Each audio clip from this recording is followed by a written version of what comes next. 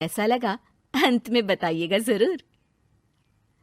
अरे बहू, चाय ले ले, उठ जा बेटा। अरे मम्मी रहने देती ना, मैं उठ तो रही थी।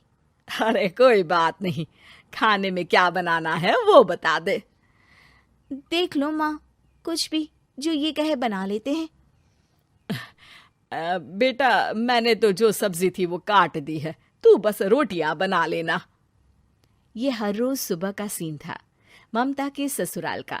एक दिन पड़ोसन कहती है, अरे बहन जी, सारा दिन काम करती रहती हो, थकती नहीं क्या आप? बहू क्या करती रहती है सारा दिन? अरे वो भी कुछ ना कुछ करती ही रहती होगी। अब इतनी भी बूढ़ी तो नहीं हूं मैं जो बैठ जाऊं कि सामने काम पड़ा है और मैं बैठ ही रहूं। अरे लेकिन बहू की तो आदत खराब हो जाएगी जब सारा काम आप ही कर दोगी। अरे ठीक है ना, कम उम्र में हमारी भी शादी हुई थी। अब आजकल के पढ़ने लिखने वाले बच्चों को सारी जिम्मेदारी लेने में भी तो वक्त लगता है। बहू है तो क्या हुआ, मेरी बेटी की उम्र की ही है ना। एक उसे भी देख लो, चाय बनाने के सिवा आता ही क्या है। ममता से सारी बात करती है। हाँ मम्मी जी ही ज्यादा काम करती हैं, इसमें कोई दो राय नहीं है। लेकिन मैं भी क्या करूं, ऑफिस और घर के बीच जो वक्त मिलता है उसी में काम कर लेते हैं, है ना। दिन बीत रहे थे। सास बहू के बीच की बॉन्डिंग अच्छी थी, लेकिन जब बहू माँ बनती है तो जो थोड़ा बहुत काम किया करती थी वो भी छोड़ देती है। बहू ये ले, तेरे लिए बनाया है, इसको खाने से बच्चा और तू दोनों स्वस्थ रहेंगे। ठीक है माँ जी। माँ जी, वो बच्चे के लिए गद्दे जो सूख रहे हैं ना छत पर, जरा ले आइए ना। तभी वहां पति आ जाता है। अरे माँ रुको, मैं ले आता हूँ, तुम मेरा खाना लगा दो। माँ किचन में चली जाती है। पता है, बगल वाली डॉली है ना, वो लोग हमारी साइड के हैं। उसकी सास ने तो उसकी हड्डियों को मजबूत करने वाले लड्डू बनाए हैं। उसे भी बच्चा हुआ है ना। पता नहीं मम्मी जी क्या पानी सा उबाल कर दे देती है, मैं तो बस वही खा लेती हूँ। अरे तो तुम्हारे साइड बनता है तो तुम अपनी माँ से बोल दो, वो बना देंगी। आहा, माँ की तबीयत ठीक नहीं रहती, तुम जानती हो ना, कैसे बनाएंगी वो? अरे क्या हो गया सासू माँ को, कल तक तो फेसबुक में किटी की फोटो डाल रही थी। अच्छा अच्छा चुप रहिए। डॉली की सास ने मनाया है, तुम लोगों का भी तो फर्ज बनता है। तभी वहां सास आ जाती है। ये ले बहू गर्म पानी की बोतल, गर्म पानी पीने से पेट अंदर हो जाएगा। नहीं नहीं माँ जी, गर्म पानी पीने से प्यास नहीं बुझती। अरे पी लेना बेटा, वो बगल वाली डॉली को तो जानती है ना, जो तुम लोगों के साइड की है। तेरे साथ ही उसका भी बच्चा हुआ था। बेचारे का कोई ख्याल रखने वाला नहीं, सारा काम करती है और रात में बस एक लड्डू खाकर सो जाती है। पेट तो लटक ही गया है और बच्चा तो कितना कमजोर सा है उसका। अच्छा माँ, क्या बात है, डॉली की ये हाल है? क्यों मैडम, क्या कहना है आपका? अब पता है मुझे, किसी के पास मेरी सास की तरह सास थोड़ी ना है।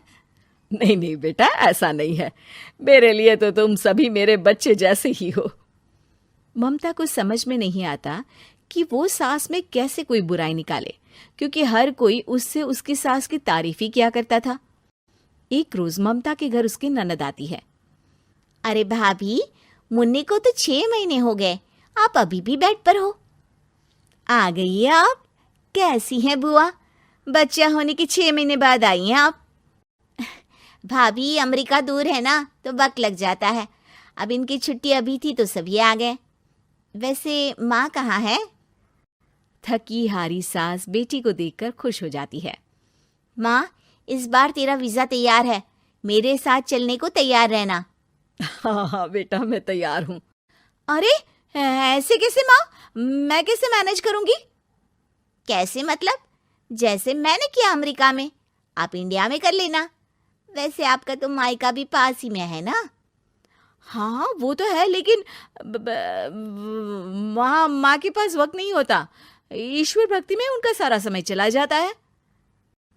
भाभी, बेटी परेशान हो तो माँ का ध्यान आरती में कैसे लग सकता है?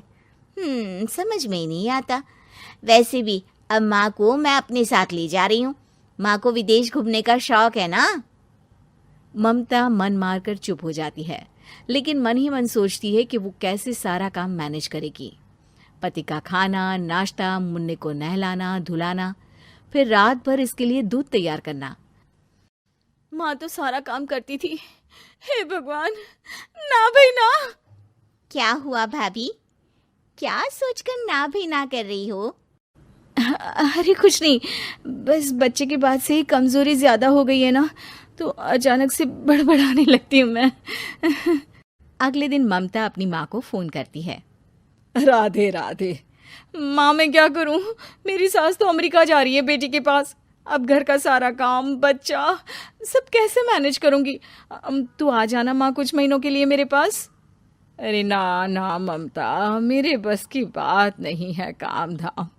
अरे तू तो जानती है ना, मैंने तो तेरे भाई की शादी भी गरीब गांव की लड़की से इसीलिए ही की थी कि वो चुपचाप घर का सारा काम करे। वैसे भी अब तो आदत भी नहीं रही मेरी काम करने की। ममता को माँ पर बहुत गुस्सा आता है। ठीक है माँ, देख लूंगी मैं, लेकिन मेरी मुसीबत के वक्त आप मेरा साथ नहीं दे रही है। अब भूल जाना मुझे। ममता गुस्से में आकर फोन रख देती है और रोने लगती है, लेकिन बेचारी करे भी तो क्या। अब सास और ननद दोनों घर का काम करते। नेहा आराम करती, लेकिन अब आराम में भी उसे चिंता रहती। और फिर वो दिन भी आ जाता है जब ननद का जाने का वक्त आ जाता है। भाभी मैं जा रही हूँ, अपना और मुन्ने का ख्याल रखना। ममता सास को देखती है और गले लगकर रोने लगती है।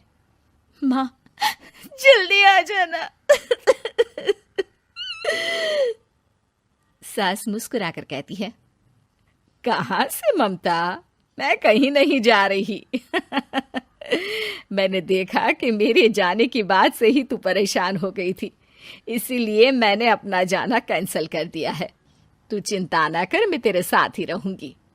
ममता को अपनी माँ की बात याद आती है कि कैसे उसके कहने पर भी ममता की परेशानी को समझने की बजाय उसने मना कर दिया, जबकि सास ने बिना कुछ कहे बहू की समस्या पढ़ ली।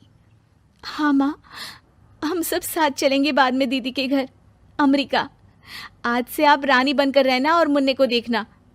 मैं समझ चुकी हूँ कि मेरा फर्ज क्या है।